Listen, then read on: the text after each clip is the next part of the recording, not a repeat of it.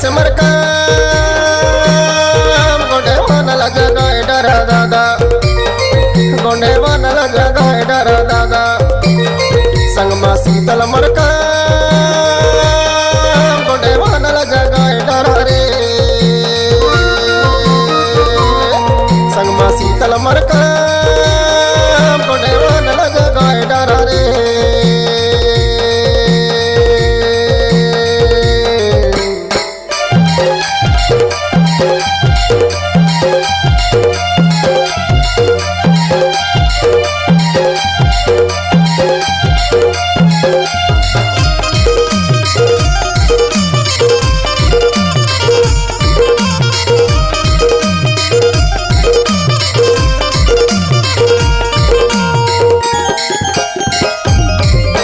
सिंधु लिपि के बताए ते ज्ञान मोती रावण कंगाली ऐसा विद्वान सिंधु लिपि के बताए ते ज्ञान मोती रावण कंगाली ऐसा विद्वान कोया पोने मिलके सबको मिले ज्ञान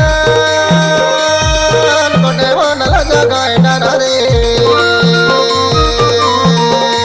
कोया पोने मिलके सबको मिले ज्ञान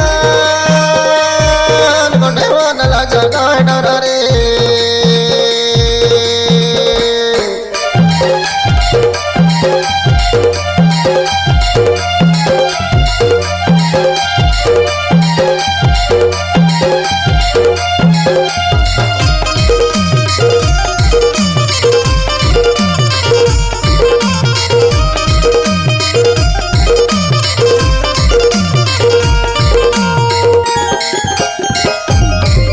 समग्र गोंडवान जनक हीरा मरकाम नेक कर्म करके अमर हो गए नाम समग्र गोंडवान जनक हीरा मरकाम नेक कर्म करके अमर हो गए नाम हक अधिकार ल जगाए स्वाभिमान गोंडे वानला जगाए डरा रे हक अधिकार ल जगाए स्वाभिमान गोंडे वानला जगाए डरा रे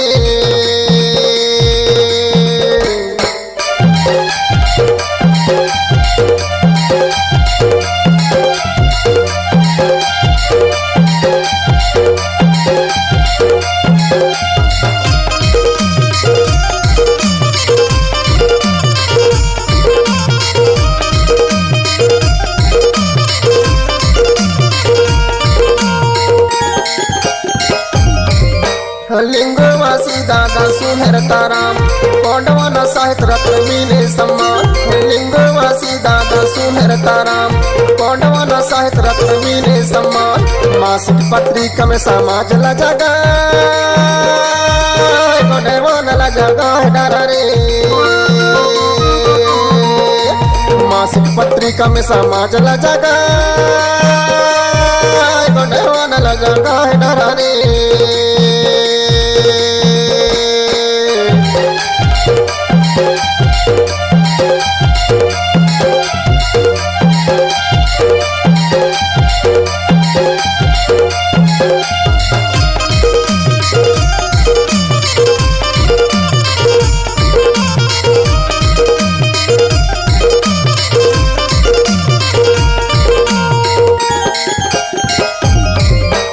कर्म ही सेवा है कर्म ही प्रधान उत्तम संदेश दिए शीतल मरकाम कर्म ही सेवा है कर्म ही प्रधान उत्तम संदेश दिए शीतल मरकाम सेवा के मंत्र ला सबई ला सिखाए गोंडे वानला जगाए डरा रे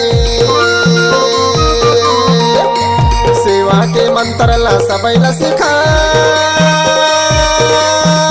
गोंडे वानला जगाए डरा रे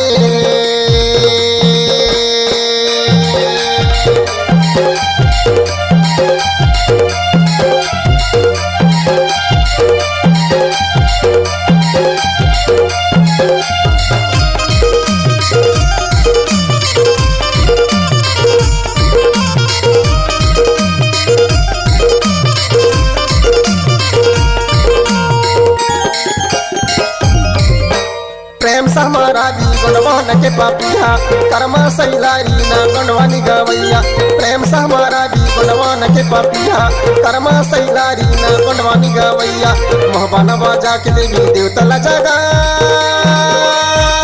गुणवान ला जगा डरा रे मोहबाना बाजा के देवी देवता ला जगा गुणवान ला जगा डरा रे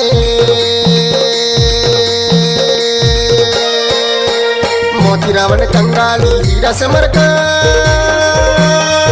गोंडे वाला जगा डरा दादा गोंडे वाला जगा डरा दादा संगमा शीतल मर